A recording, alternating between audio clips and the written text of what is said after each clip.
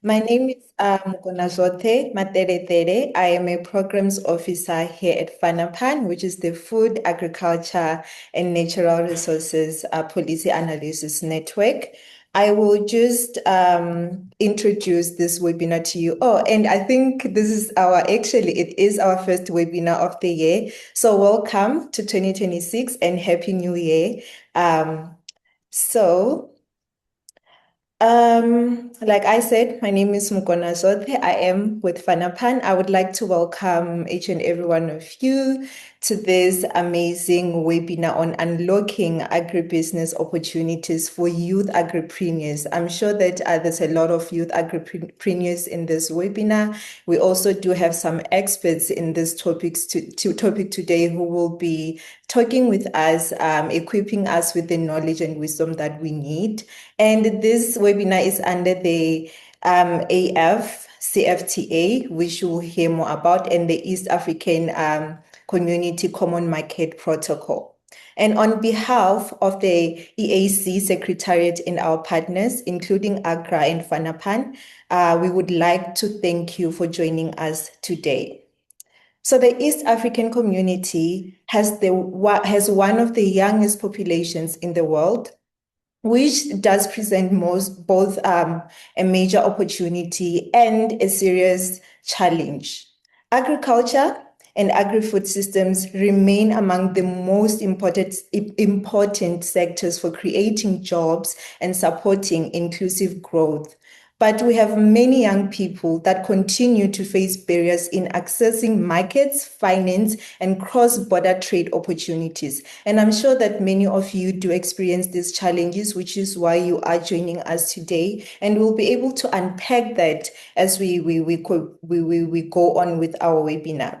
And at the continental level, the African Continental Free Trade Area, it offers a significant potential to expand markets and integrate youth into regional and continental value chain. The Protocol on Women and Youth in Trade recognizes that targeted support is needed to address structural barriers that are related to skills, information, finance, and trading systems. This webinar responds to a request from youth participants at the East African Youth in Agri-Food Systems Expo, which was held in December last year, 2025. These youth called for more practical guidance on how they can engage in regional and continental trade. And today's discussion will therefore focus on practical opportunities, the real challenges that youth face, and actionable solutions for youth agripreneurs. So to guide the discussion, we will begin with my colleague, Ms. Tembile Mwamakamba, who is the Director of Policy Research and Analysis here at FANAPAN. So Tembi will be outlining what FANAPAN plans to do to support youth through policy engagement and improved market access. Then we will be followed by Dr. Edewa, who will share some practical insights on trade facilitation standards and SPS requirements for accessing the AfCFTA and EAC markets. These presentations will help ground our discussion in both policy direction and the real market realities. So we look forward to an engaging discussion with you, and we encourage your active participation. If you have any comment, please just drop it in the comment box. If you have any question, just be typing it out, because there will be a time for questions and answers. And if you have similar experiences that you would like to share with us, do not shy away. Please feel free to do so. This is what we actually need. So welcome once again, and thank you very much. Now I would like to hand over to one of my colleagues, Kimati, who will be facilitating this webinar from now on up until it ends. Mr. Kimati, are you here?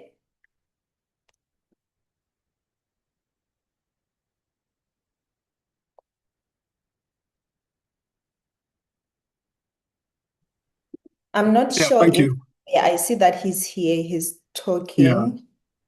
Yeah. let me just, I'm trying to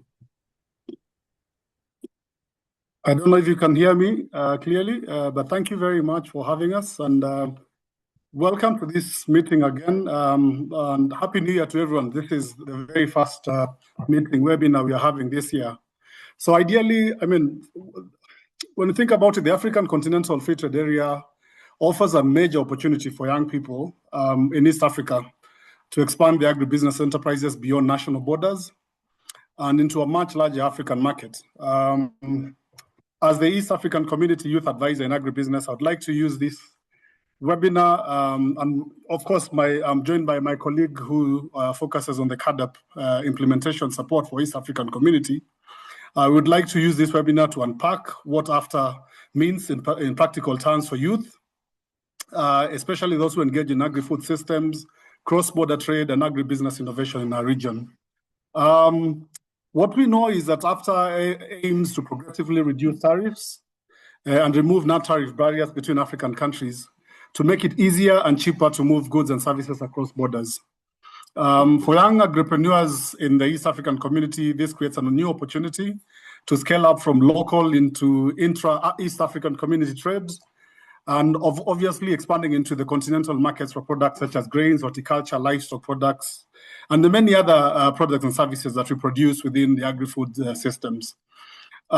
We, however, appreciate that these opportunities can only be realized if young people understand the rules, which I hope we will be able to unpack today through Tembi and Dr. Idewa. Just if you understand the rules of the game, such as rules of origin, standards, customs procedures, and trade documentation, and that we are also supported with the right skills.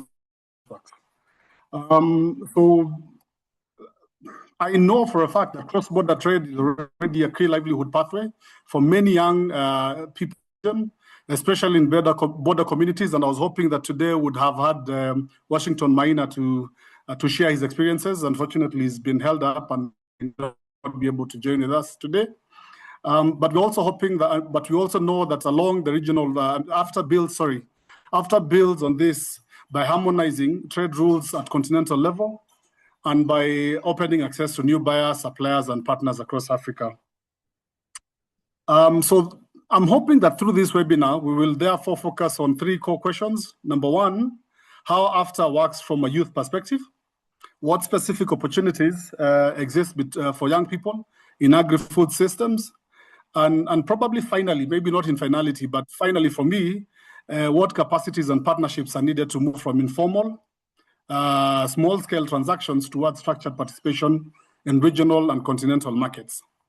I think finally, I think it is important for us to emphasize that youth have consistently called for AfCFTA to be implemented in a way that does not leave them behind, which means that we have to ensure that youth voices are part of national and regional AfCFTA processes, that young agripreneurs access finance, business development services, and trade information, and that platforms like this webinar become spaces where youth can engage directly with policy frameworks and shape how AfCFTA works for them in the East African community.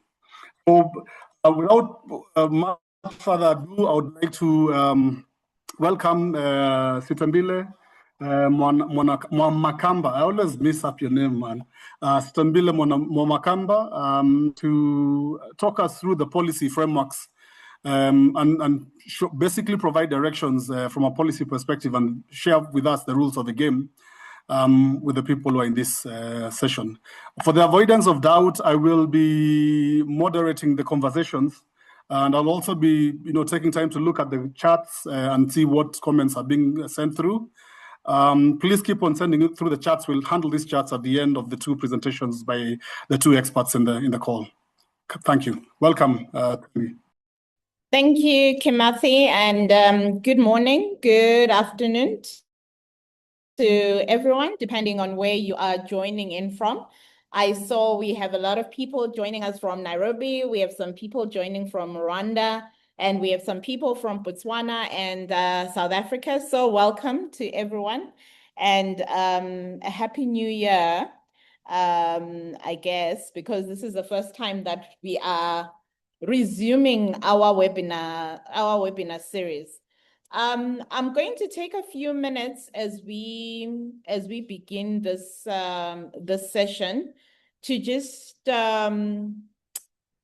maybe perhaps walk us through the AfCFTA framework, focusing specifically. I think my presentation focuses on how the African Continental Free Trade Area shapes opportunities and constraints for young people engaged in cross-border trade of agricultural products.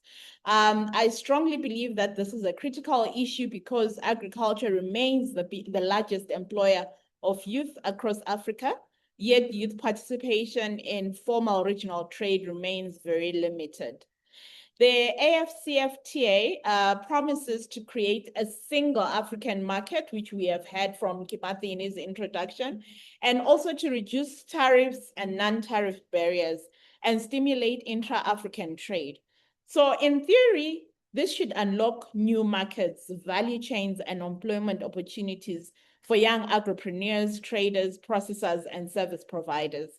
However, in practice, many young people continue to face structural and policy barriers, ranging from trade regulations and standards to access to finance, information, and border infrastructure. These are some of the things that we had when we were in Nairobi in December last year. And so these challenges are particularly acute in agriculture, where informality or phytosanitary requirements and compliance costs remain quite high. So at FANAPAN, we approach this issue from a policy research and evidence-based advocacy lens. In our new strategy, which we launched last year, we actually have youth as a key constituents that we want to make sure is addressed. But we also have issues of markets and trade, specifically in the context of AfCFTA, as also being critical to the work that we are doing. So we are really looking at how continental frameworks like the AfCFTA interact with regional and national policies and whether they are truly inclusive of youth realities on the ground. So in the rest of this presentation, I will then briefly unpack the AfCFTA framework as it relates to agricultural trade. I will also highlight key policy and regulatory challenges affecting youth in cross-border trade and share some reflection on what needs to change to make the AfCFTA work better for young Africans in agri-food systems. So in my first slide, I guess, as an introduction, I just want to highlight why youth must be central to any discussion on regional trade and the AfCFTA, particularly in the East African community. And I know we've got our friends from SADC as well joining us. So we have to look at it as well as from sort of the TUREX perspective. So when we're looking at the East Africa community, we know that it is one of the youngest regions globally. Around 60% of the population is under the age of 25. And this is not just a statistic. It fundamentally shapes the region's economic future. So this large youth population represents what we often refer to as a demographic dividend. If the right policies and investments are in place, this cohort can become a powerful engine for growth. First, it represents a large and expanding workforce, particularly relevant for labor-intensive sectors such as agriculture, agro-processing, logistics, and trade. Second, young people are a catalyst for innovation and productivity. They are more likely to adopt digital tools, engage in new business models, and participate in emerging value chains, including cross-border agricultural trade. However, this demographic dividend is not automatic. If youth are excluded from economic opportunities because of weak policies, regulatory barriers, lack of finance, or limited access to markets, this same youth bulge can become a socioeconomic burden. And so this can translate into high unemployment, informality, migration pressures, and social instability, outcomes that will undermine both regional integration and the objectives of the AfCFTA.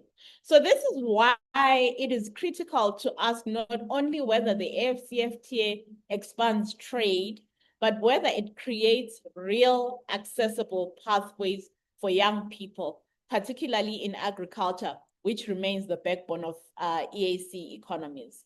So this brings us to the question of how youth currently participate in cross-border agricultural trade and the policy constraints that they face in doing so.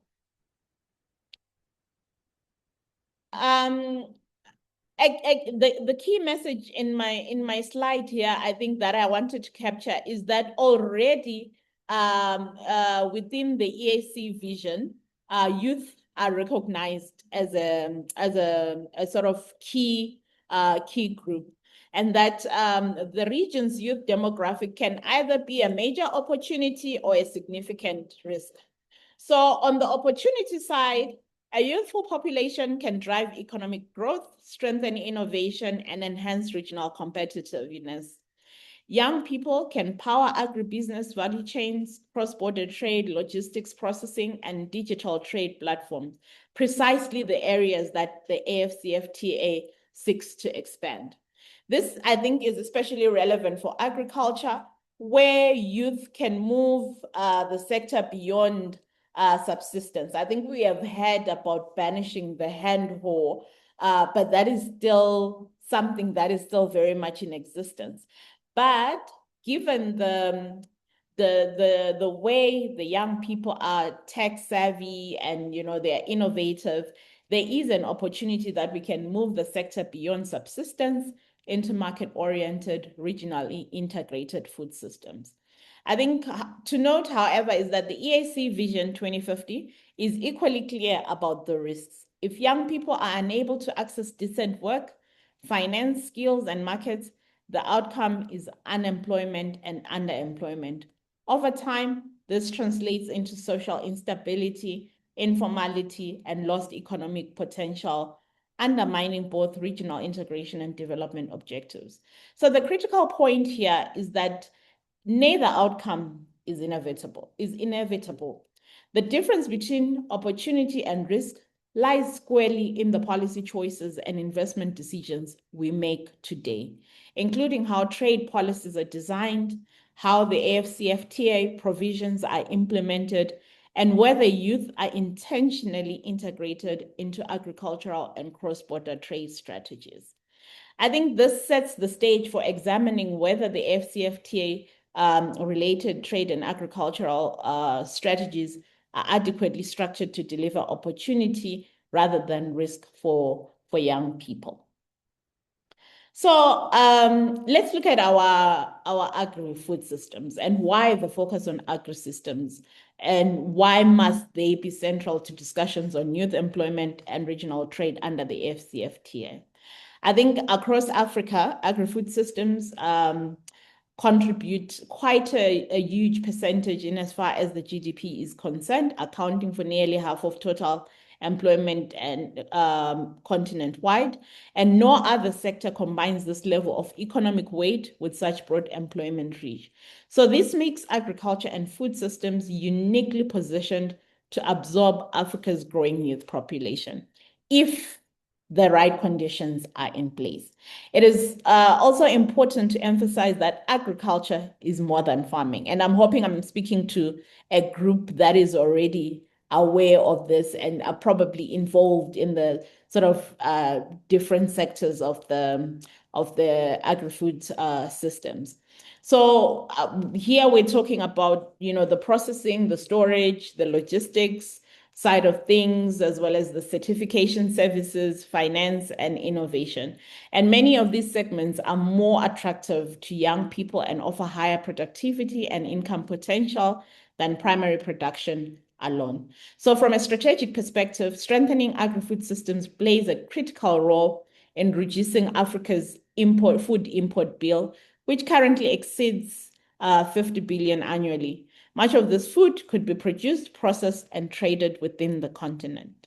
At the same time, these systems offer one of the most realistic pathways for creating millions of decent jobs for young people. So this is where the AfCFTA, quite a mouthful, becomes especially relevant because it provides a framework to scale these activities beyond national borders and into regional and continental markets. The question then is whether current trade and agricultural policies under the provisions of the AfCFTA are structured to enable young people to participate meaningfully in these expanding agri-food value chains. I think, okay, so let me first, maybe before I go into the actual framework, talk about how agriculture is deeply connected to rural livelihoods, because I think sometimes when we speak about youth, we tend to assume that they are a homogeneous group, but we know that we have rural youth and we have urban youth, and their opportunities tend to be different. And I think agriculture is deeply connected to rural livelihoods and food security, where the majority of young people still live. And so supporting youth in agriculture would deliver a dual benefit in terms of income generation for young people and improved food availability at household and national level. This is particularly relevant in the context of regional trade, where we know that when youth are intentionally supported, agriculture can position them as producers, innovators, traders, and exporters. So despite this potential, I think many young people still face significant constraint when attempting to engage in cross-border agricultural trade. And that's where the AfCFTA then comes in, right? Okay. So I think as it has been advertised, right? Because when it was launched and when it was being promoted, there was a lot of talk about it being the world's largest free trade area by number of participating countries. And it brings together more than 50 African economies into a single market, created unprecedented opportunities for scale. But it was not designed as a trade agreement alone. I think that's what maybe most people forget. It sort of gets stuck in that whole trade agreement zone. But at its core, when you look at the AfCFTA, it is intended to boost intra-African trade, particularly in sectors where Africa already has productive capacity, such as agriculture and agri-food system. It is also designed to promote industrialization by ensuring value addition, regional value chains development, and the movement of goods beyond raw commodities.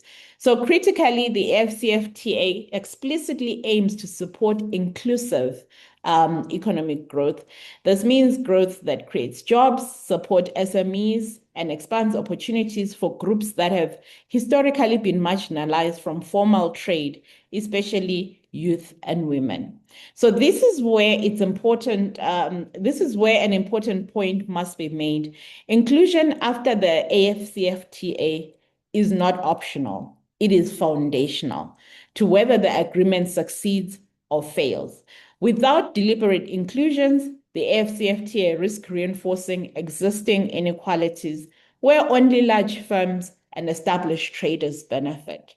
So for young people in agriculture, inclusion determines whether AfCFTA becomes a pathway to entrepreneurship, decent work, and regional markets, or it remains an abstract policy framework with limited relevance to their lived experiences.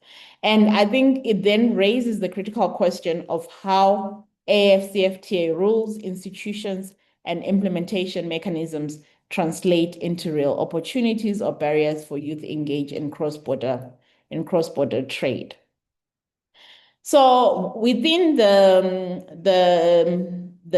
protocol itself, within the framework, maybe let me put it that way, because I want to highlight how youth is covered, or how inclusion issues are addressed in as far as youth is concerned.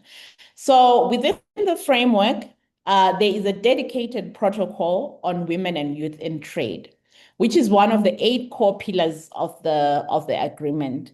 This is significant because it elevates inclusion from a political statement to a legal and institutional commitment.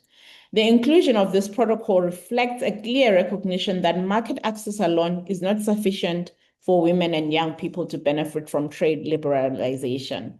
The protocol explicitly acknowledges the structural barriers faced by youth. I think some of which I've mentioned, limited access to finance, land, skills, information, formal markets, and compliance system. It also recognizes that young people are often concentrated in informal and small-scale trading activities, particularly in agriculture and food systems, which exposes them to higher risks and lower returns. Importantly, the protocol calls for targeted support measures, such as capacity building, access to finance, trade information, and simplified procedures to ensure that youth can transition from informality to competitive and compliant participants in regional trade. For youth in agri-food systems, this creates an important policy entry point to align agricultural strategies, trade facilitation measures, and youth employment programs with AfCFTA implementation. And the key issue now is whether this strong policy intent is being translated into practice, particularly at regional and national levels where implementation actually occurs. I think the next thing, I've just got a couple of slides remaining, but the next thing I wanted to just maybe speak about is what we are seeing as a result of, within the context of the AfCFTA, the shift in the narrative. I think for the longest time, young people have been framed primarily as passive beneficiaries or as a group in need of support, training, or employment created by others.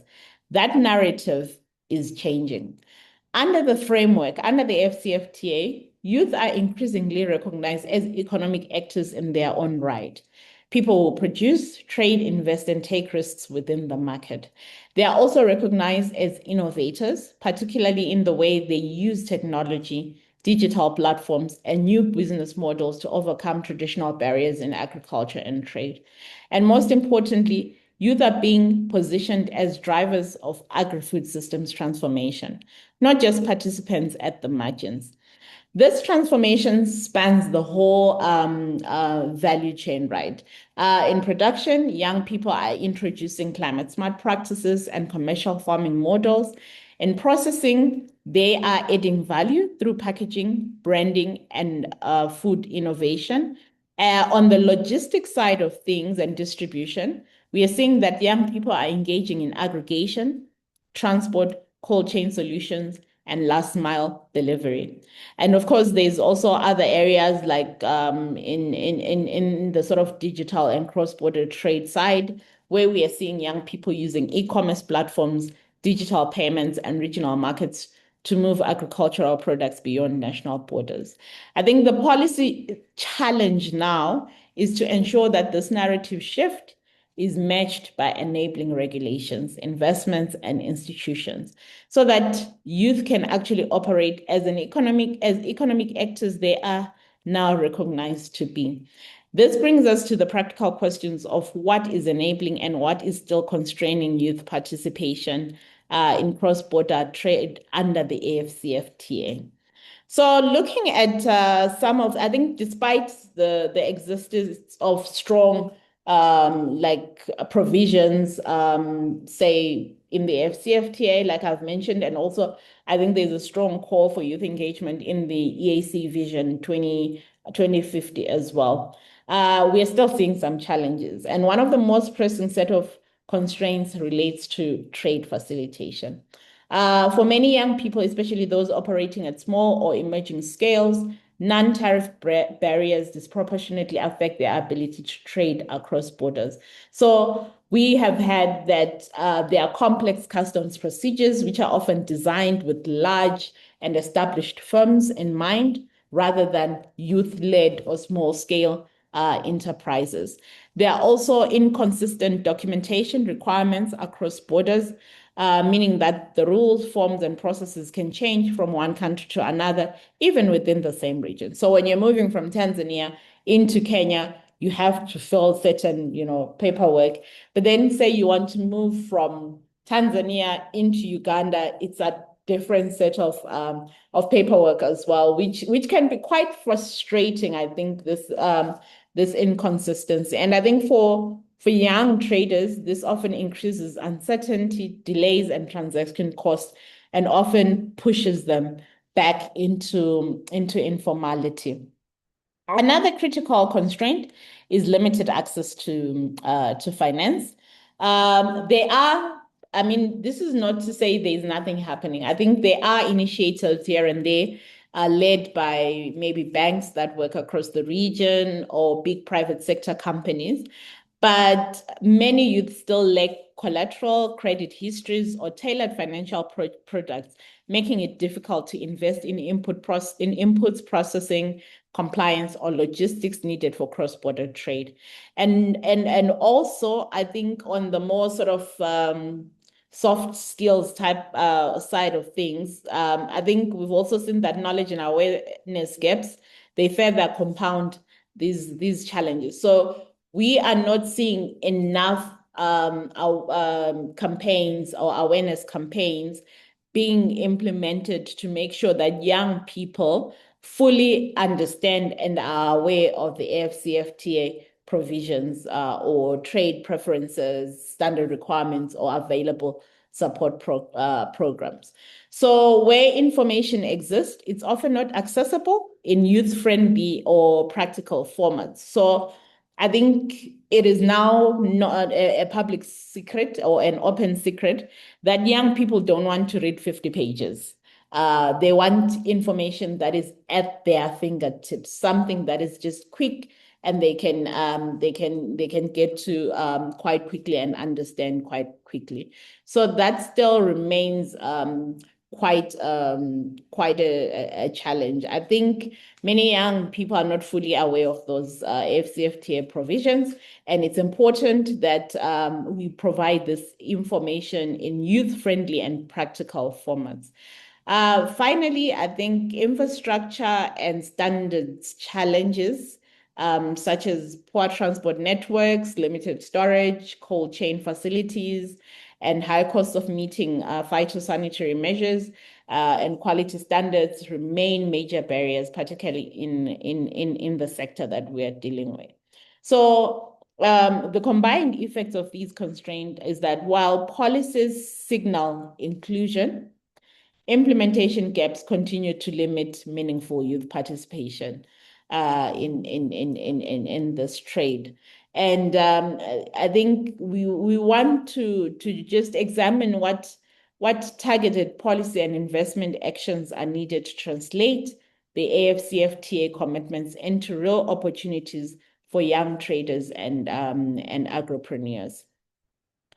So I think in terms of financing, maybe if I can go there, I think we know that traditional financing systems are often not designed for youth-led agribusinesses because they ask for so much, which young people don't have. And young people are seen as high-risk clients in the eyes of the banks and the lenders. And so cross-border trade in particular requires capital that many youth simply cannot access. There are upfront costs, which includes purchasing inputs at scale, meeting quality and standard requirements, paying for certification, transport, storage, border fees, and sometimes delayed payments while goods move across borders. So as a result, I think many youth-led enterprises remain trapped at a small scale, operating within local and national markets, even when regional demand exists. And the consequence is that businesses struggle to scale beyond national markets, limiting their ability to benefit from the AfCFTA preferences and regional value chains. So I think this financing gap also reinforces informality, as young traders may avoid formal channels altogether when the cost of compliance cannot be financed. So the policy implication here is very clear. Without youth-responsive financial instruments, the AfCFTA will not fully deliver on its promise of inclusive growth and job creation. And we want to see that transformation where we are starting to see youth-responsive financial instruments. I think I'm being signaled that my time is up now. So I want to just quickly go through. These are some of the things that we had from the Expo last year. And maybe let me just go to things that need to be addressed, right, in terms of what strategic investments are needed. I think to unlock youth agribusiness potential, action is required across 4 areas: policy alignment, institutional coordination, innovation and digitalization, partnerships, and financing.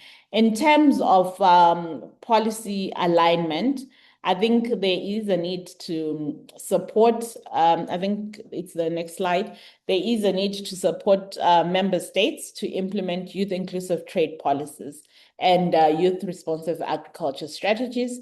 And we need to see an alignment between, the regional youth policy from the EAC, or it could be from SADC, because we have some colleagues from the SADC region attending. And also we know that 2 years ago, the African Union launched the African Agribusiness Youth Strategy, which is actually supposed to be in line with the AfCFTA, and it's supposed to unlock opportunities within the AfCFTA.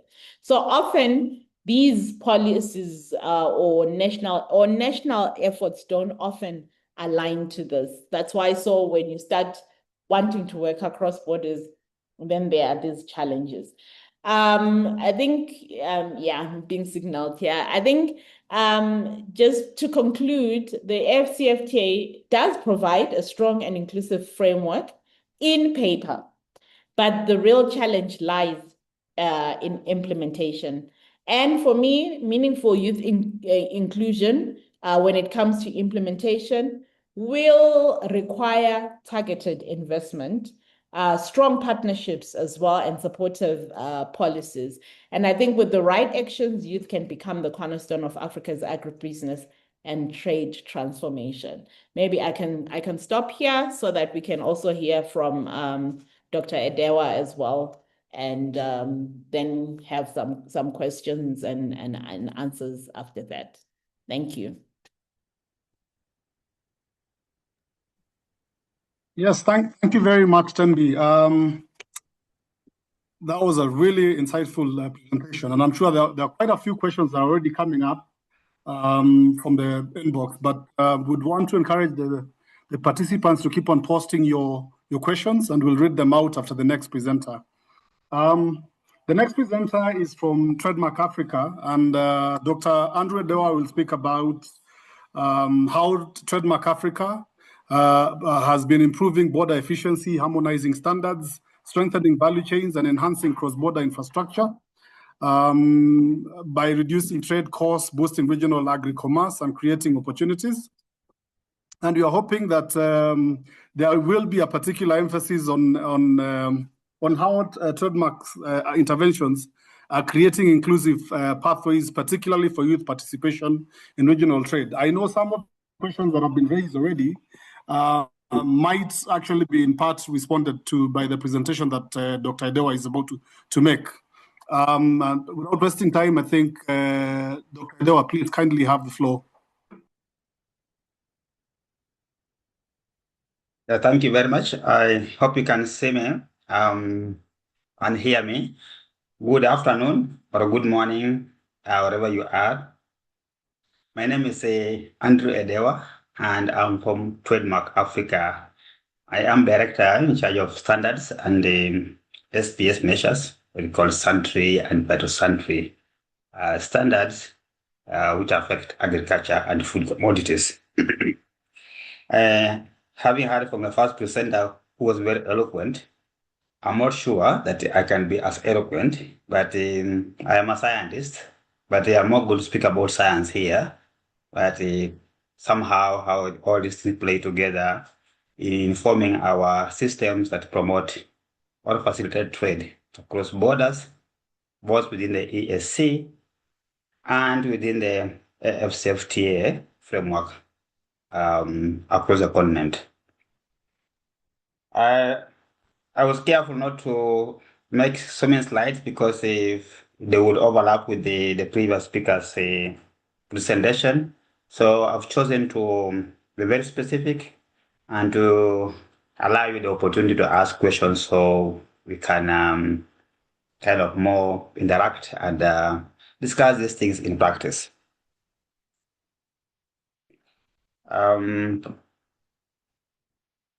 So who is Trade Africa? Yeah, Trade Africa is the aid for trade.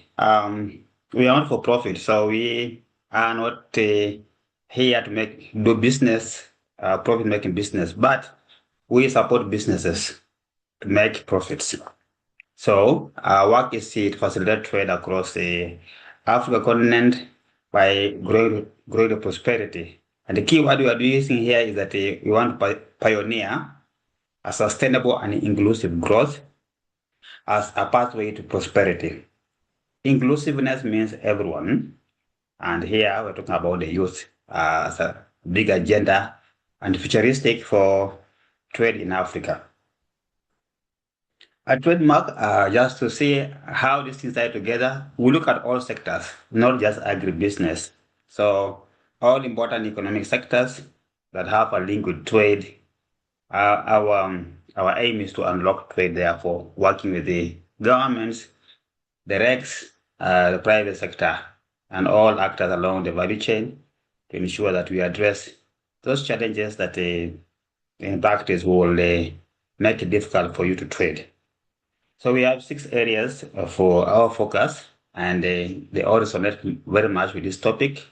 One is on the policy arena. So we're looking at the trade policy, the investment policies across, not just in one country, but at the regional level, at the continental level, but also in individual country levels, how the policy frameworks tie together. And when we talk about trade policy, it's a large topic. What is it that the government wants to focus on in terms of unlocking trade at all levels? The second area of our work is on reducing time of doing business, mostly in speed, through digital trade systems. So we pride in having built systems that have reduced significantly the border crossing times and also being able to exchange trade documents and cut down the volume of documentation required and the errors that go with documentation through digital trade systems. We, as Trademark, also if you are keen enough, those ones who are from East Africa, you can see the work we have done on one-stop border posts across all common borders within the EAC and beyond. We have what we call the one-stop border posts, or SBPs. Here, all the trade services from government agencies that then support the private sector are put together. And so it's a one-stop point for border crossings, both to support the trade in goods and also in services. We have an area that focuses on grading trade, mostly around the systems that deal with climate change aspects that just make it smart and cleaner, efficient systems that are fit for purpose within today's environmental policies. And we are looking at resilience and inclusiveness. This is a key area where we have the youth participation. We have everyone participating there in that agenda. The last portfolio that we focus on is the quality, value, and safety of goods And this is the portfolio that I do lead as director. And it's a portfolio that cuts across all of this and directly links with the value chains. In this case, agribusiness will be directly driven from a trade perspective and the portfolio of promoting quality, safety, and the value of goods across the borders. And so that's what I lead, and I'm here happy to share insights about our experiences so far across 20 African countries where we work in the EAC and in SADC, in ECOWAS, Horn of Africa regions. So we are happy to share with you these details. But this topic is very key to us, therefore, in this regard. And I want to delve much more to the portfolio on quality, on safety, and promoting value of our exports across countries. We know that we can do agribusiness within the country. But when we talk about REX, like the EAC, under the Common Market Protocol, it envisages that we are trading amongst ourselves, the common market. And also when we talk about the AfCFTA, it's a framework talking about then we're able to move goods across the main corridors in Africa. And indeed, Trademark Africa, we distinguish ourselves very much by working along key corridors. Can you envisage a truck moving from the southern part of Africa by road, for example, and we are driving all the way, or by railway, or by sea to move goods to northern part of Africa or the west along key corridors? So we then deal directly with those challenges, the barriers, the challenges we're talking about here, whether it's standards, the tariffs, divergent regulations, rules of origin, everything, in the context of making trade work for everyone. So this 60% figure of a population contributing, 60% for those who are under 25 means that we could also have 60% of opportunities in trade. So the same, therefore. This is not the case, for example. It's really reversed. It's upside down. The participants, the main participants in trade are those, the 40% or less, then take the 60% share, maybe 7% share of trade.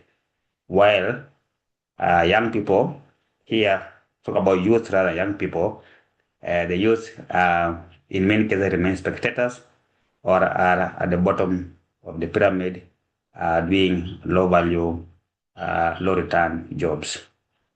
I don't want to belabor this point because it has been spoken at length by the previous speaker, because that's where we have the risks of low value addition, risks of what we call the SPS, sanitary standards and phytosanitary standards, those health standards in food and agriculture.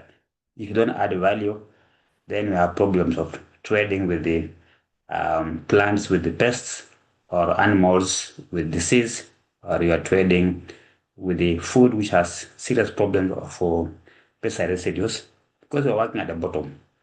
Now we need to see how we can move beyond that level and add value. We want to see how to include the value of exports. That's where we measure success. The value, the volume and the value of exports, what is able to cross and go to the market. If you're not able to increase that, then your trade agenda remains minimal. The key message I want to bring here is that we are young Africa, full of young people, but it doesn't mean that we are young in trading. Africa AfCFTA will only deliver jobs, enterprise, and income for young people if the systems are internationally designed to include them. You will see why I'm saying this. If the systems are not deliberate and focusing on this, it is a far-fetched agenda. It will be a webinar after a webinar, seminar after seminar, but not much change. Therefore, what it means to us is the AfCFTA is not just a trade agreement, as has been mentioned, it is a market access framework. So, you are working on the supply side, but how do you place goods at a marketplace? So, the youth should be able to see that the continent has 1.3 billion, and this is a consumer market. So consumers for food will definitely be on the agribusiness value chains, because food is produced from agriculture largely. And so this is your market. And how much of this 1.3 is your share?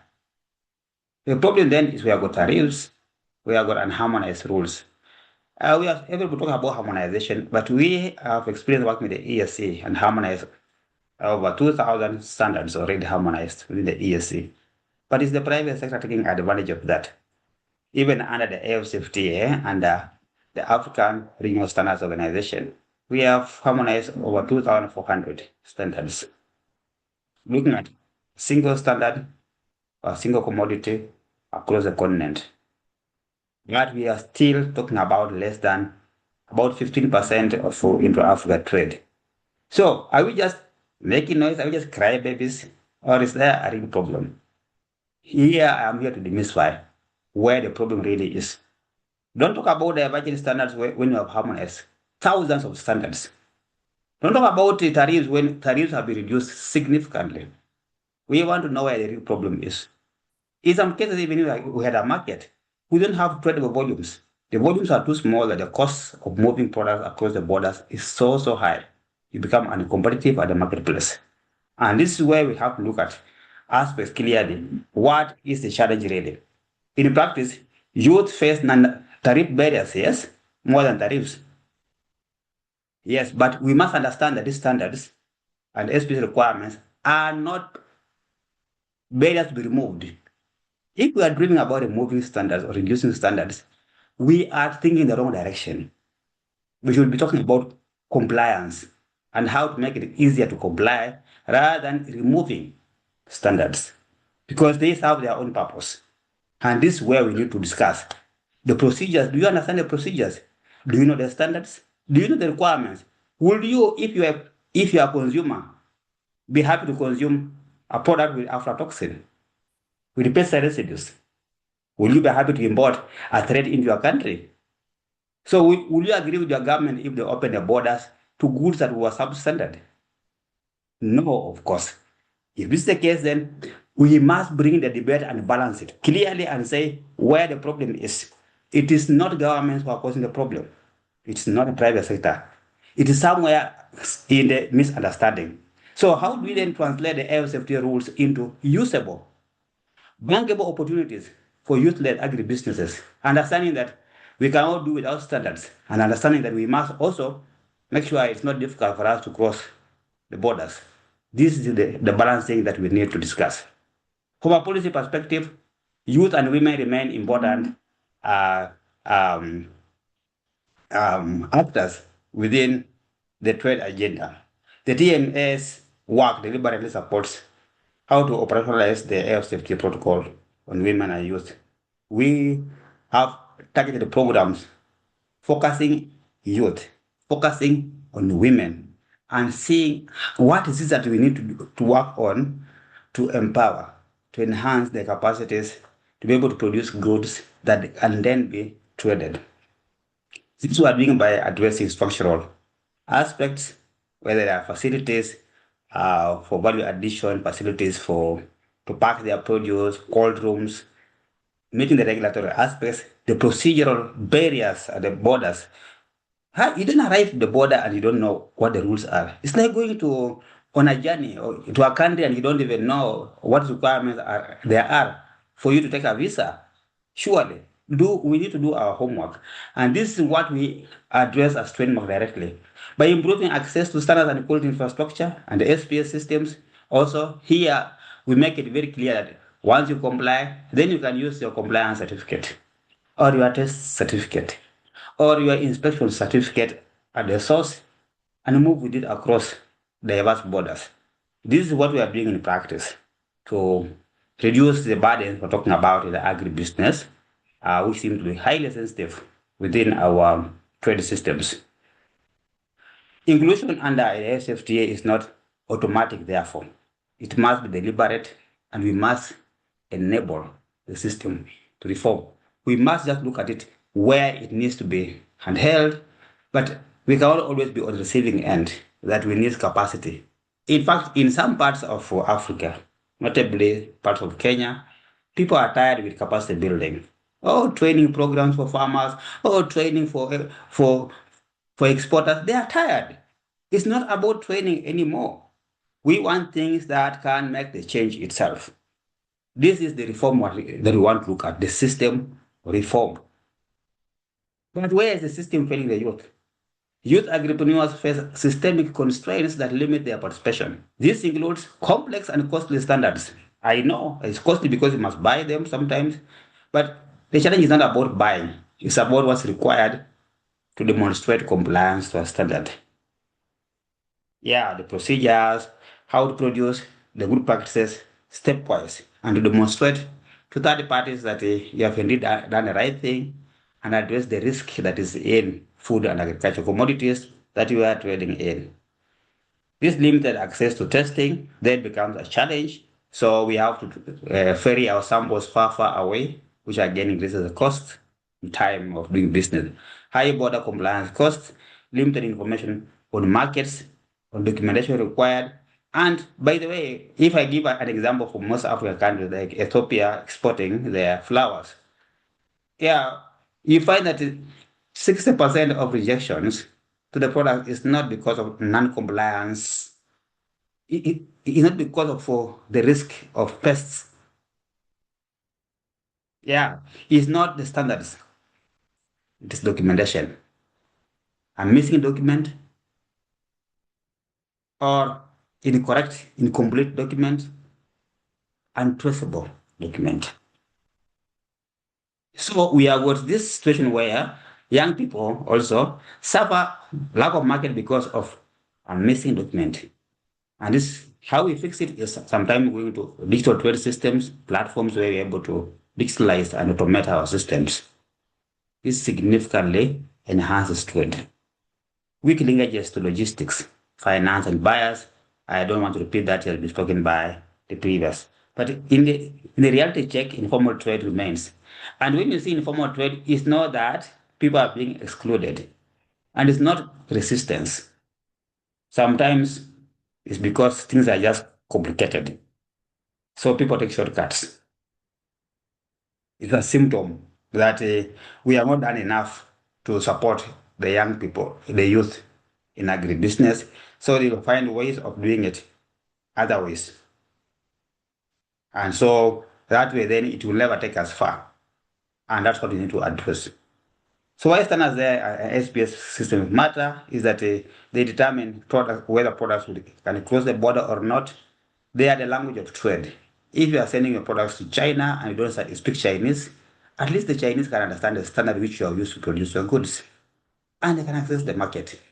If you are traveling and moving your goods to a region where they speak a different language from yours, and it's a common standard, they are a language of doing business. But they build trust.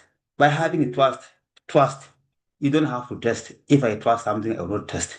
If I don't trust something, I will test and test again. Even in your house, if you don't trust your partner, you have to insist on testing. Standards are supposed to build trust. And where you see testing required and long queues across the borders, it means that your system has not been tested and trusted. This is where we need to invest, and standards are supposed to give us these guarantees. Whether the enterprises can scale beyond their local markets, it's the trust that we're able to build through standards. And when the systems are weak, exclusion occurs, and it's not about bias. Please, you are failing to comply. It doesn't matter whether you are a gentleman, a lady, an old man, a young person. It's goods that are not meeting the requirements. They'll be rejected at the borders, and they have got nothing to do with your age group compliance. So you get excluded for not understanding these requirements. Trade becomes risky also because then you can imagine you trading in something which is potentially harmful. But when systems are fixed, yes, the compliance reduces, compliance increases, and therefore trust is also enhanced, and you're able to move your goods across the borders. I think that this is where we have to put our effort. I think that young people need to invest in systems that can build trust in their products. Yes, because if you trust your product, it may through a risk-based system not be checked at all. It can pass without being inspected. When I was traveling to Europe, many times when I was doing my PhD, we will have this kind of random number where they will check people coming from different regions. But 3 times I went there consecutively, and the random number was calling on me, only to discover later on that, oh, they also think that people coming from Africa are likely to be high risk individuals, and so they will have to undergo additional checks. The same applies to goods. If they come from a region that we don't trust, then they have to go undergo additional checks. And so key message here that inclusiveness requires that we have systems that include quality standards, SPS requirements, and this will lower exclusion. If you meet the requirements, your goods will take you anywhere across the continent and beyond. The youth opportunities, therefore, lie in the value chains. And as we said, we have to move away from the real primary production to value addition and other points. So high potential lies in aggregation and bulking because there are so many smallholders across Africa. Aggregating itself will not necessarily take the youth to produce, but rather to consolidate and to start doing processing and packaging and meeting standards which are required and moving these goods across the borders. Then using e-commerce or e-platforms able to then facilitate the movement of these goods and services across. So there has to be a shift in the mindset. Youth should not only grow food, they should actually trade in it. They should process it. They should have their own brands. We should identify products with youth groups, with youth enterprises, not just having, oh, you're just contributing to a bigger whole. So we need to see those products that are produced by youth, driven enterprises run by the youth. And this is where the future does lie. For regional markets, the continental AfCFTA framework, and even for future exports beyond Africa. So at TMA, therefore, I am conscious of the time. At TMA, we have these 5 core areas, and I welcome you to go to our website just to check Trademark Africa and see some of the things that we do. These 5 pillars I'm putting here are in addition to the 6 portfolios. The 6 portfolios I spoke about earlier, these 5 pillars are under one portfolio on quality and safety and value, because that's where agribusiness severely is affected. 90% of those interventions come from these areas here. Enhancing standards and quality infrastructure. This reduces time and cost of certification, conformity assessment, that is inspection, tests, and certification costs here. This is an area that we do support, and we encourage countries, governments, the private sector to invest in this area of standard and quality infrastructure. The second area is on sanitary and phytosanitary standards, by the very nature that agribusiness deals with biological products, which are sensitive to microorganisms, pesticide residues, diseases, pathogens, disease-causing organisms. And so we need to safeguard health, and this area is the most sensitive. Currently, SPS measures are the entry requirements to any market. They are actually preconditions, prerequisites. They are not add-ons. They are the primary aspects if you are going to do market access in food and agriculture. You have to focus on food safety, on animal health, on plant health. It is not an add-on. It is the precondition. The third one is overcoming technical barriers to trade and SPS-related barriers. Again, I said there may be many NTBs talk about non-tariff barriers or roadblocks or other things, other documentary procedures. When it comes to standards and SPS measures, here, even the WTO supports that countries have the right to impose these requirements as long as they are protecting health, the environment, and that they are guarding against the introduction of risks that come with agricultural commodities that we are trading in. So I am asking all of us, even as talk about NTBs, let NTBs not fill our heads. Let's focus more on complying with the requirements and having systems that make it easier for us to meet the requirements, rather than removing the barriers. For NTBs, we remove them. For standards and SPS, we comply. So we should shift our mind from removing to complying or making it easier to comply. So, for example, instead of meeting 5 standards which are divergent, on harmonizing to have common requirements to comply once. That's what we should be looking at, not removing the standard. So, these TBTs and SP can also be used by governments. Some governments, if they are divergent, so they become NTBs. We do recognize that. And so, this requires negotiations and requires that the youth have got to be in the forefront of reporting the challenges that they have when they are crossing or when they are moving their products across borders. To report to say that we are being asked for a test which we don't understand why. This test, then we are able to see whether the test is a real requirement or not. And then boost to productivity. Here is working along the value chain to upgrade. We support building systems along the value chain. And lastly, to maintain and expand market access. Deliberate efforts to the EU, deliberate efforts to move from ECOWAS to East Africa or to SADC, deliberate moving of products, and to see where the pain points are. This is what we do directly by enabling, working with governments, look at their requirements and the challenges which they have. So, as I conclude, we are saying that what system reforms can achieve is that the youth can then shift from informal risk trading to a very formal one. We can have faster border clearance with less risks. We can comply, and the cost will have to fall down. You comply once, and then you have got a single certificate which can cross multiple borders. Buyers and investors then can have confidence in your products if you can demonstrate that you have these systems in place. And so the link here is that this transition is essential for the AfCFTA, for where we have stagnated at between 15 to 17% intra-Africa trade. I'm tired of quoting that figure, tired. In fact, I no longer quote that figure at all about the levels of intra-Africa trade. We should be ashamed. We should look at how to build systems that can open up markets and increase the volume of trade. Youth and women inclusion must be deliberate. Therefore, we know that for young people, especially women, sensitivities around harassment are also high. We have seen this in many borders where youth are involved, and a number of them are women. They have this challenge. So safeguarding is a key area that we have to focus on. We have to look at capital bases. We have to look at how to support certification services that allow compliance, as I said, and to expose, to see how we can minimize this harassment and exposure, especially with the truck drivers and the other senior officers who may want to harass our young people. And for the responsible aspect of it, we want affordable and decentralized certification services. We want to support digital trade systems and targeted capacity building.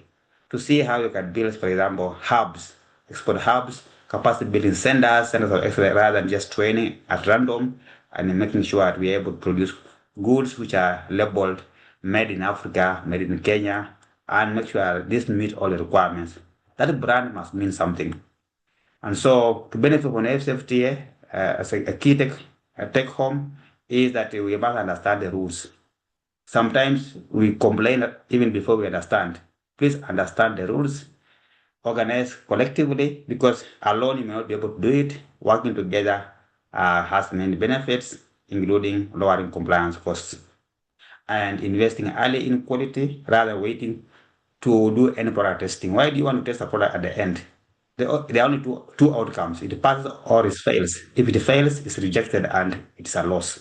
So we must do systems that minimize testing at the end, and engage in trade institutions and support programs proactively. We want to see that government policies, the standards are all responsive to the challenges along the value chains. So you have to be on the table discussing. Otherwise, you will be at the table being chewed up. So if you are on the table, at the table, on the table, one of it works. So please make sure that your agenda is brought out formally, and governments understand where they have to change their policy directions. So as I close with my last slide, the AfCFTA offers real agribusiness opportunities for youth. No doubt. Standards and SPS measures, the systems, can enable inclusion if we meet them. But again, if you don't meet them, they remain the single largest risk. In fact, for agriculture, the biggest risk to any system, even in integration, even in East Africa, for example, maize, where we have worked a lot, aflatoxin remains the biggest single risk to this.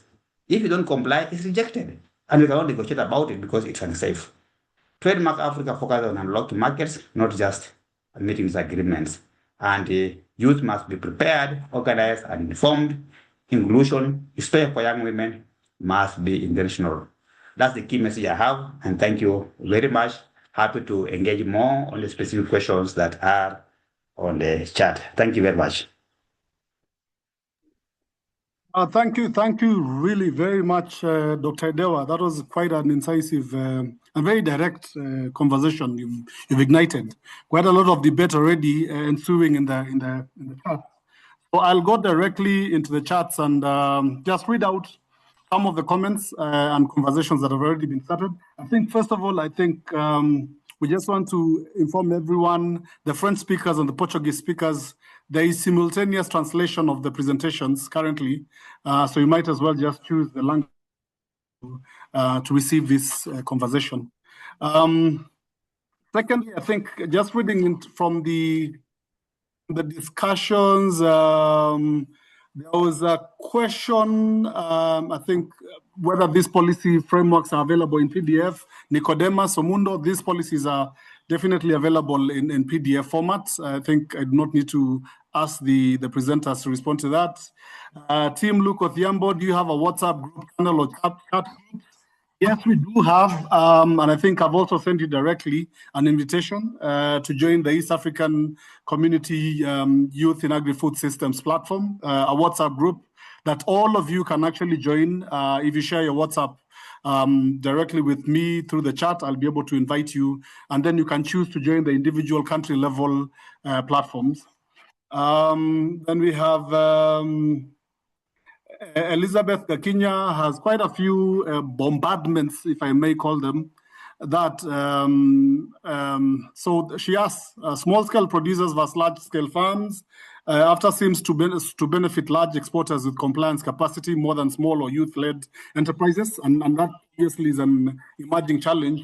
But what she asks is, how do we prevent AfCFTA from widening inequality by favoring large agribusinesses while smallholder-linked youth enterprises are priced or regulated out?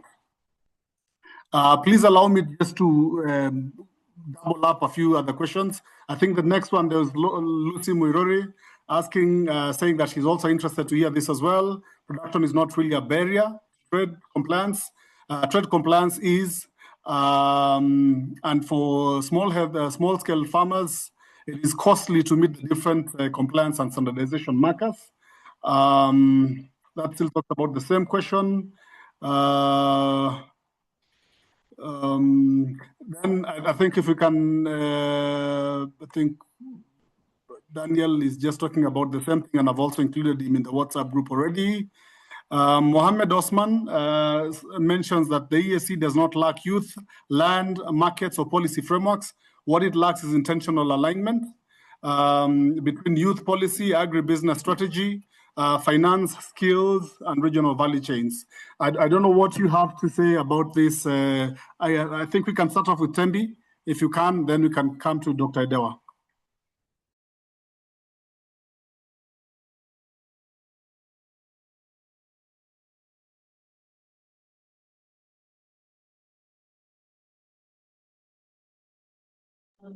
I think we can go directly to Dr. Edewa. All right. Sure. Yeah. Thank you very much. Can I just, so for large versus small, for standards, again, I said the requirement is to comply. For regulations, the requirement is to comply. So what we look at is mechanisms of compliance that reduce cost. And so where should the focus be? Yes, if large enterprises are able to meet these requirements, then the focus from a development perspective should be how to support SMEs, how to support smallholders to meet these requirements. And this can come up with innovative models like the cooperatives schemes, like decentralizing testing services, like having group certification. Those kind of things can be organized, and that's what many donor programs are doing. What we need to run away from is capacity building that does not yield results, that does not add to exports. People coming to meetings just to be seen and signing attendance registers. What we need more is to identify the pain points and to see what needs to be done. For example, if the problem is pesticide residues, then we have to see how to reduce pesticide residues. If the problem is other rejections based on documentation, then we have to see how to work with digital systems. Is it a real solution to a problem, not just a solution? So I think you are right that large seem to benefit more than SMEs, but it's not that the AfCFTA is favoring. It's because the rules cannot be two rules. If you are driving on the highway, it doesn't matter whether you're driving a small car or a truck, the rules are the same. Please, it's about compliance. Not lacking policies. Yes, I agree that we don't lack policies now. In fact, the problem now we have is so much that we have got to harmonize. Yeah, we are on the other side of the problem. There's one problem of a lack of a standard, which is very difficult for you to trade because there's no medium of exchange, which is a standard. But where we have got 10 standards, you are going to comply with 10 of them. It's so costly, so you are going to see how to harmonize these requirements so you can just comply with 1 or 2 or 3 of them rather than 10. And also, mechanism for mutual recognition, that once I have tested in one country or certified, I don't have to repeat the same in the next country if I'm moving across borders. This is what we should be looking at. And it's clearly the discussion, and I agree that we need to look more on alignment rather than coming up with new requirements, new standards. The last point I'm going to say here that we as Africa and the different regs, whether it's SADC, COMESA, ECOWAS, name them, EAC, we don't have to reinvent the wheel or repeat the mistakes of others who are beginning from the first principles. Now we can benchmark. Now we can adopt the national standards, we can adopt best practices, and we can move faster. The youth, through technology, can move faster than the old systems where we relied on manual systems. It should be easier, it should be faster. I think that the trajectory for AfCFTA in agribusiness lies with the youth because they have the tools that can make it work. Thank you very much. Thank you, Dr. Tembi, do you have anything to say or? I think Tembi dropped. Okay, all right. Thank you, Kanto. For the next set of questions, start with Nicodemus Omundo on the general FCCA export rules. I think he's asking which AfCFTA protocols specifically govern dairy products, and are there any product-specific provisions applicable to milk, butter, yogurt, and heavy cream? I'm assuming that is all correlated. And secondly, on tariffs and duties, what are the tariff elimination schedules for dairy products between Kenya and Nigeria? I think that is pretty specific.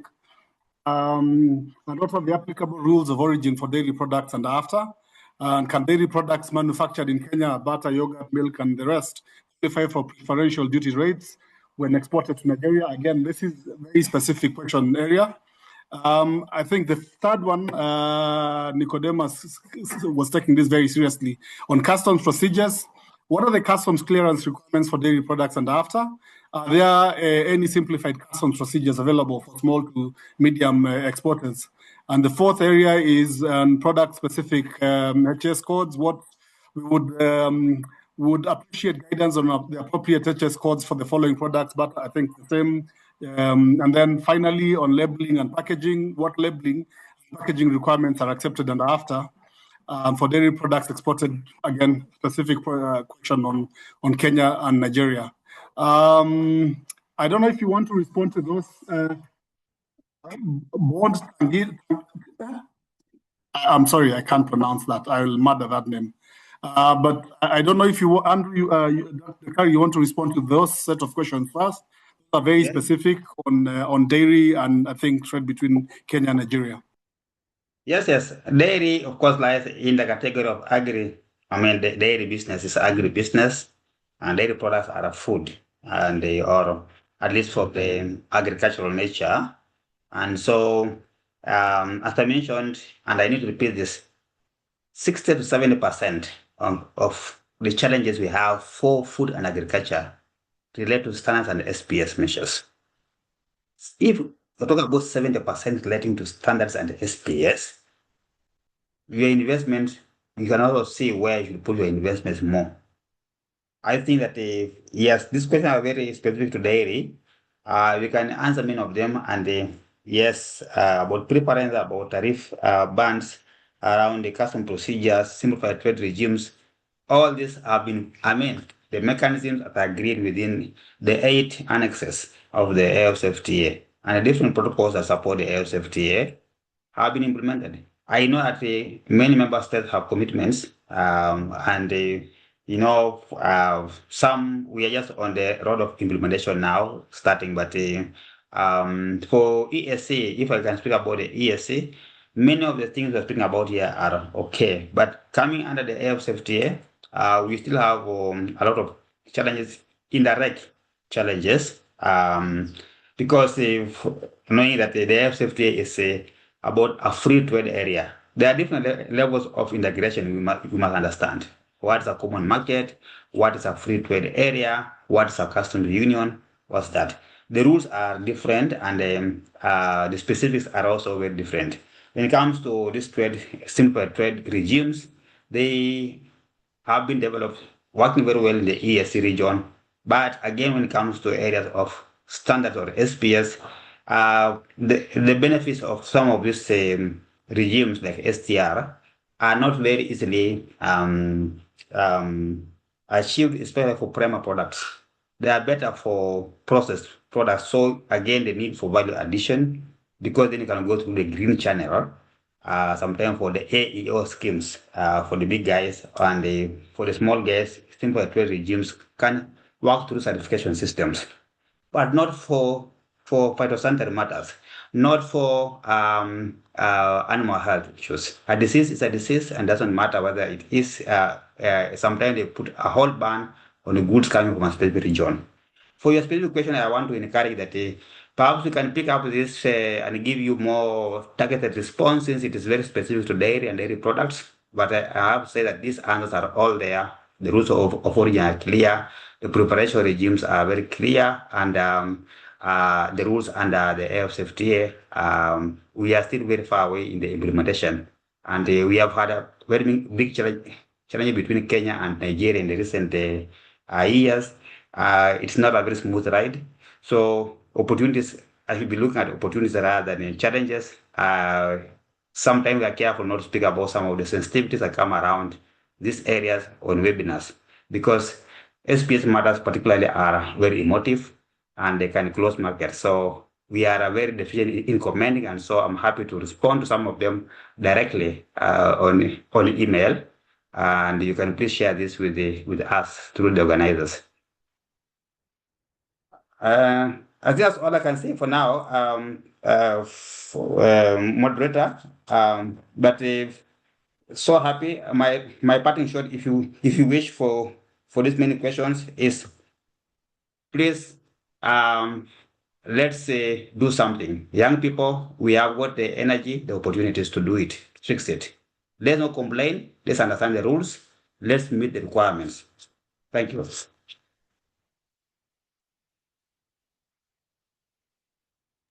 Thank you very much, Harry. I think we have someone who's had quite a lot to say in response to a lot of the things that you said. So to avoid me calling out her name over and over, I think I want to give Elizabeth Gakinya the opportunity to just voice, if you may, Kanto, with your permission, just voice her concerns and questions so that I don't have to go into every one of those questions. There are quite a number. Elizabeth? Oh, hello. My name is Elizabeth, and I'm Agritechpreneur. So if you're honest, AfCFTA is working, but it's not working equally. Right now, AfCFTA structurally favors those who already have compliance capacity. Those are large exporters, well-capitalized firms, and actors who can absorb daily documentation errors and working capital gaps. Small-scale producers and youth-led enterprises are expected to scale up into systems that were not designed with them in mind. That creates a real risk. AfCFTA unintentionally widened inequality in agriculture instead of reducing it. We talk about market access as if access alone is the solution, but market access without working capital, especially for perishable agri-food products, is meaningless. Youth-led enterprises can have a buyer across the border and still fail because they cannot finance certification, cold chain transport, or cash flow gap between shipments and payments. So the question is it's not whether AfCFTA opens markets, but who can actually enter those markets and survive. Another concern is how we define success. We keep measuring AfCFTA success in trade, volumes, reduced tariffs, and faster border times. But increased trades does not automatically mean inclusive trade. If we grow and youth participation remain marginal, then the benefits are concentrating, not spreading. That means we need explicit indicators. How many youth-owned or youth-led agri enterprises are exporting formally, repeatedly, and profitably? Inclusion is not often described as foundational, not optional, but today inclusion mostly lives in protocols, strategies, and speeches. At the border, inclusion is enforced or ignored by official systems and procedures. So we need to ask, what accountability mechanisms exist to ensure the protocol on women and youth in trade is implemented at national and border level, not in theory, but in daily practice? There's also a blind spot in how we frame youth in agriculture. Youth should not only be seen as producers. The real opportunity is in non-farm segments of the agri-food value chain: aggregation, logistics, cold chain, certification services, documentation, digital trade facilitation. If AfCFTA implementation does not deliberately open spaces for youth in these segments, then we are limiting youth to the lowest margin part of the system. We must also confirm informality. Honestly, most youth in cross-border agri-trade operates informally, not because they reject rules, but because formal systems are costly, slow, risky. If AfCFTA only works for formal actors, then it excludes the majority by design. The real test is whether AfC, that one, can formalize youth traders without exposing them to harassment, fines, or loss of livelihoods at borders. And finally, if standards are harmonized, tariff reduced, and infrastructure improved, yet youth still remain marginal, then policy alignment is no longer the binding constraint. Access, financing, trust, and capability are. So the critical question is this: the next 2 years, what is the one system level change that must happen for youth in agriculture to actually benefit from AfCFTA, not eventually, not theoretically, but in measurable numbers? Because we cannot answer that clearly, then AfCFTA risks become a success story for trade statistics, but a missed opportunity for Africa's youth and food systems.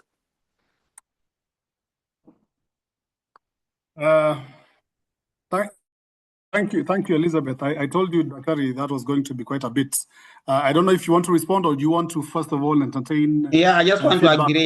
agree with Elizabeth clearly. So, but also to bring in additional maybe insights.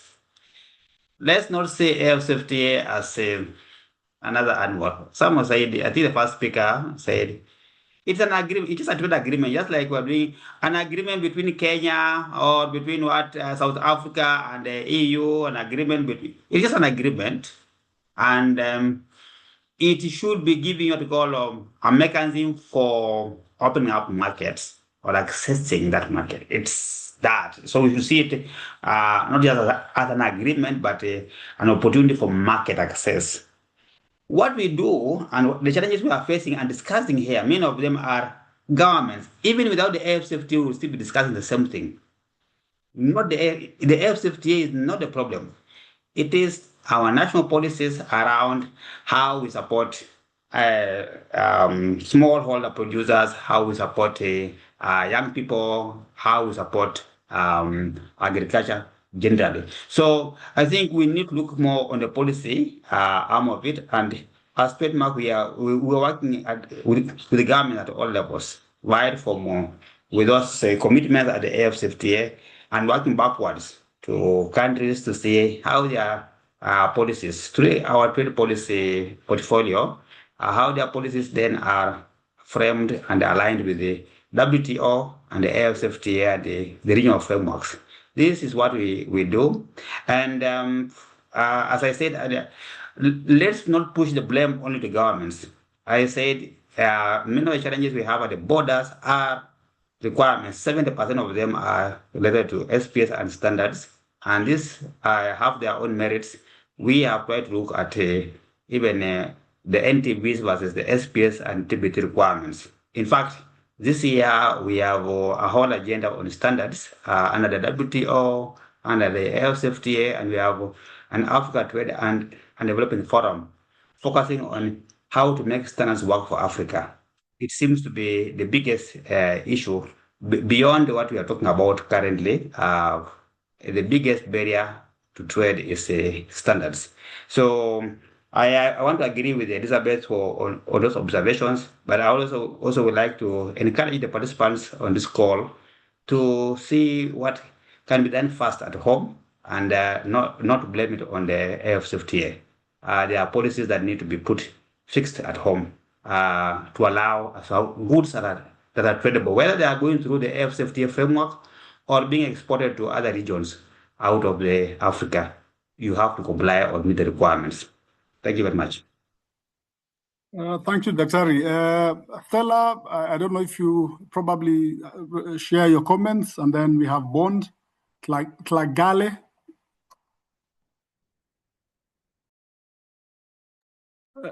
So please unmute Stella, if you can. Okay.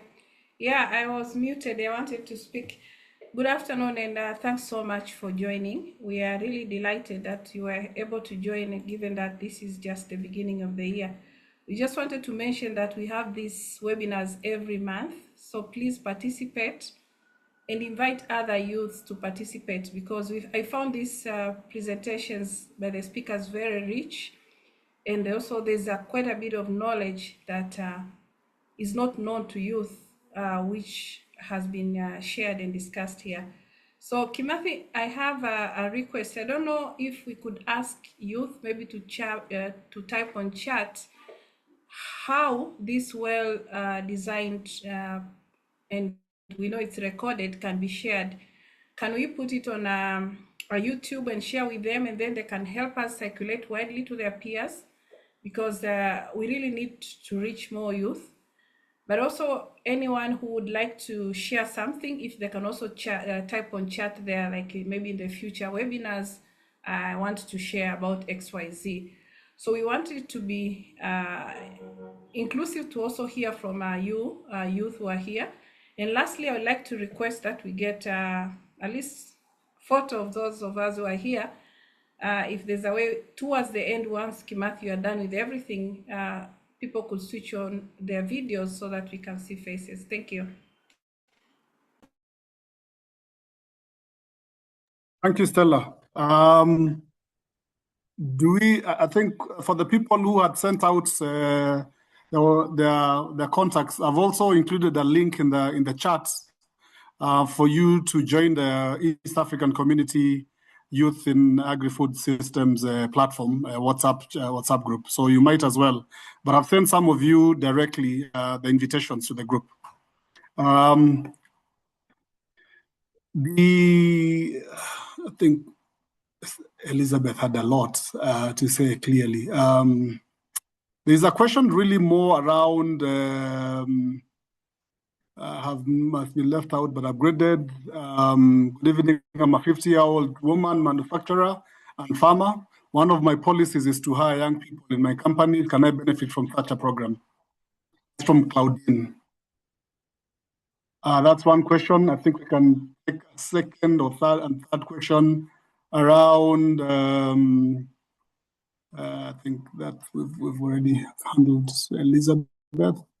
Andrew Olale, Mr. Odewa, Dr. Edewa, is there a mechanism to link the regime to ensure compliance with standards to give small-scale trade pathways? I think you might have mentioned something around some of the interventions that would be recommended, but I think just to ensure that Andrew is comfortable, if you can respond to if there are mechanisms to link the simplified trade regime, ensure compliance with standards to give small-scale traders pathways to entrench compliance and standards in their exports. The other one, I think there's a comment from Christina Karanja, WFF Kenya. Thank you for facilitating this session. I think some important piece of information. ITC, the International Trade Center, established its first ever regional office outside Geneva in Nairobi, Kenya, in November 2025. That's last year.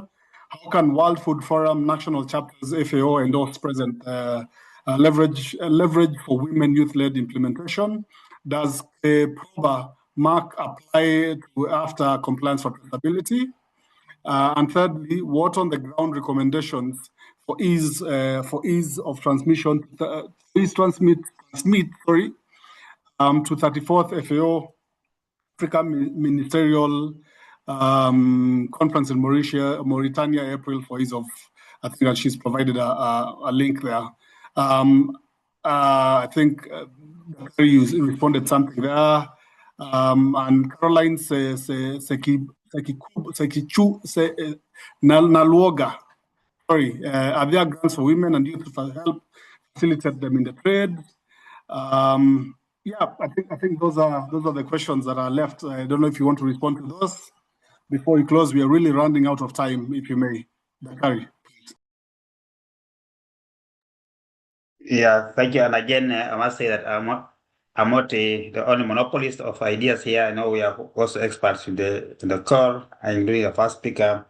But in terms of the simplified trade regime, maybe you must explain to those ones who may not understand this clearly. It is that can we have a simplified mechanism not to avoid the compliance, but how can we make it work so that they can trade without much challenge? So platforms, for example, that allow for easy issuance of certificates or group certifications or those kind of things. So things that can simplify, make it easier to trade. So it's a simplified trade regime, but without avoiding the rules. That is what we're talking about. Yes, it is the benefits of STR are big, especially look at many of the RECs. This STR mechanism have worked a lot for cross-border traders. Because the many cross-border traders, some of them are border communities. You have your auntie, your uncle across the border, so you're going to cross, come back. We can't make it so difficult. So we have to have mechanisms that allow for operations that are easy cross-border. Yet, yes, the integration of standards and SPS, which again becomes a major one for this STR, is one that remains lagging even for East Africa community, which seems to be one of the ranks who have gone ahead in the implementation of the STR. We are trying to see how, for example, within a radius for 40 kilometers on both sides of the borders, how we can have common compliance schemes for, say, pineapples coming from either side or fish across there, that the rules are the same. You have to comply, which means there should be a lot of cooperation between agencies on both sides of the border. So it's about the operationalization. The ideas are clear from a scientific perspective, but in terms of fixing the challenges that make many agribusiness, young agripreneurs avoid these rules should be addressed separately. The question around the ITC now opening an office in the region, I know. ITC has been in the region, also working with the markup and others. So I think it speaks more to collaborations or partnerships among developing partners to supporting agripreneurs or enterprises that will be able to meet the standards and SPS requirements to facilitate trade. Markup is one of such programs implemented by different partners in East Africa. It's market access program. So I think the opportunities are there, and it's not just markup. We have so many programs, and if you need more information about different donors implementing which programs for agribusiness, I think you can write to Agra, write to myself, Trademark. We are able to provide this. We also have a donor forum, or rather, development partner forums where we do meet to discuss these challenges by SMEs and how we can support them better. Lastly, I think the issue about, I think these are two main major ones. I want to say that the others which are very specific, I will encourage that in the interest of time, that this be channels where we can answer them directly because they are too specific, and so we can address them. For example, which standards for dairy products, you will tell us the divergent for different countries, and some of them have been harmonized. So we will be able to provide you this in a more detailed package that responds to this. So if I can get your email or through the organizers, this I can share with you by tomorrow, all of those information that you do need. The rules that are required, I'm also encouraging all the participants here. Please go to different websites, even the AfCFTA, EAC. Some of these things are publicly available, and others you can get them through inquiry points, national inquiry points. You can go there and ask, and you get all the trade information within there. We also have platforms, what we call the digital portals, where you're able to click a button and you get all the information about what you need to do if you're trading between two countries. So by clicking on a button, you get all the requirements for dairy, for cocoa, for coffee, name them. And then you have to meet before you start moving your goods across the borders. Thank you very much. And thank you very much, Dr. Idewa, and thank you very much for the very many questions. I'll now invite my here at the East African community, Mr. David Wafula, who is also the CADEP coordinator at the EAC, to share with us the closing remarks and the summary of the discussions today.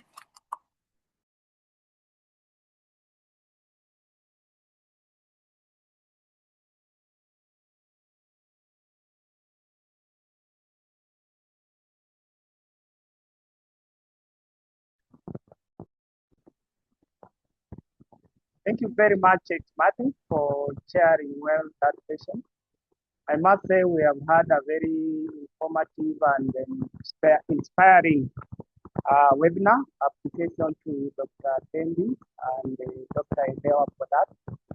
I'll just take a few minutes maybe to summarize the key takeaways from the session, but of course it has been recommended that we should try and disseminate widely the presentations and the deliberations from this webinar.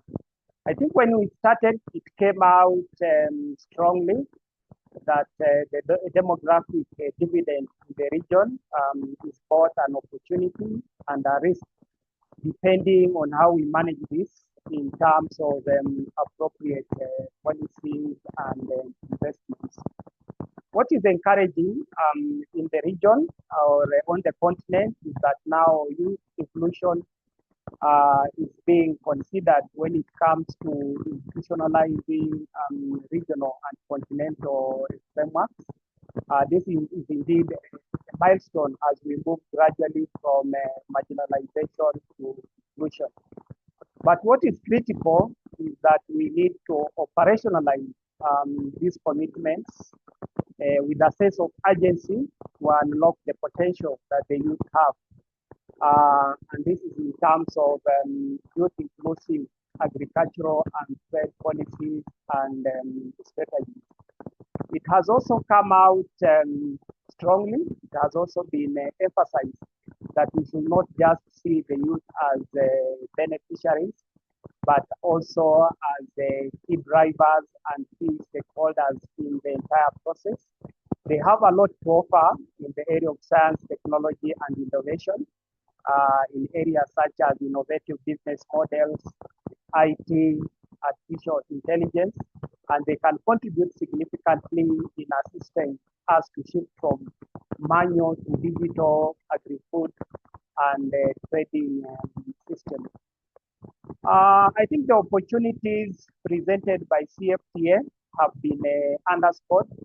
We import heavily, and this import bill currently amounts to over $50 billion. And this presents an opportunity for the youth to enter this space and benefit with emphasis on volumes and value. How can we produce and trade within the region along the entire spectrum of agri-food systems?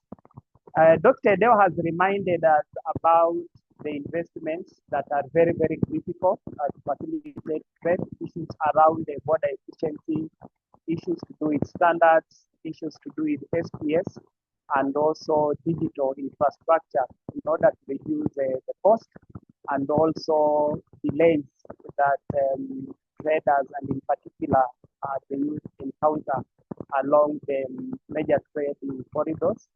And there's a lot of emphasis on really rolling out the CFTA women and youth protocol so that we can unlock the potential that the youth have.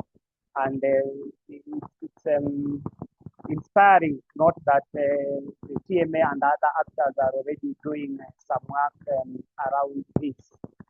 They need to invest in inclusive trading systems that build trust to facilitate trade is key here. And here we are talking about the standards, SPS measures, which actually account for about 70% of the trade barriers that impact on agricultural trade. So issues around quality and safety of agricultural commodities here are very fundamental. And also we need to focus on reducing and gradually removing NTBS, but placing more emphasis on compliance so that the trading environment is predictable. I think one of the youth towards the end really emphasized the need to have indicators and also a tracking system to measure youth participation in CFTA, because increasing trade is not, as you mentioned, is not enough. Inclusivity is very, very critical. And I think under the CADAP agenda, fortunately, there's a mechanism for doing this, but it can be improved as we continue the implementation of the CFTA. In terms of some of the key recommendations emerging, I think the need for the countries, our partner states, and all key stakeholders to support the rolling of the CFTA protocol on women and youth has come out strongly. And we need really youth-responsible agricultural trade policies and strategies. But what came out outstanding is youth-responsive financial instruments. That is very, very overriding. The investments that TMA has made over the years is very, very encouraging in terms of trade facilitation. But what is coming out in terms of an appeal, perhaps for the youth in the EAC, is that given that now we have a network or a platform, maybe TMA and other partners can consider how they can include or embed youth in their programming to enhance the issues with compliance, access to trade information, so that the understanding of the rules and enhanced compliance can contribute to their improved or enhanced participation in trade. So in the near future, the partners that have organized this webinar, that is the EAC, SADC, PANAPAN, and the rest, will be convening other related webinars, for example, the CADAP agenda, which is closely aligned with the CFTA and the EAC Common Market Protocol. And we hope that this will further deepen our understanding of the nexus and how these instruments interface. So on behalf of EAC, SADC, PANAPAN, and Generation Africa, we wish to bring this webinar to a close. Let me appreciate our keynote speakers today and all the stakeholders who have taken time to join this webinar today for the robust presentations and also for the active interactive session and everyone. So thank you very much. So thank you very much, and we'll keep you posted and also informed about the webinars that will be coming in the near future.